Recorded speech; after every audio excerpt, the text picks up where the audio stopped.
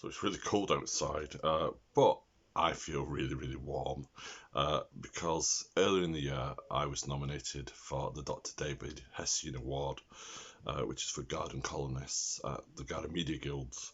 Uh, I was a finalist among some really wonderful individuals, and I do advise you go and look at the website, the Garden Media Guild website, and you can see who I was shortlisted with, who I was a finalist with. Uh, I didn't expect to win, and unfortunately, I couldn't attend the awards this year, and no one was more surprised than me when I won. And it's come through today, my award, and it seems like I don't know how to put it. It seems like you're imagining these things until it actually turns up. Someone's going to pop out from behind the curtain and go, it isn't the Wizard of Oz. It's this man. That's it. So I'm really, really, really, really proud to have won this.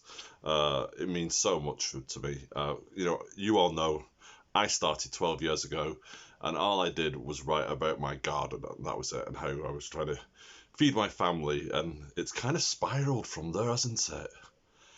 From a blog into newspapers and magazines and and now this. So thank you so much.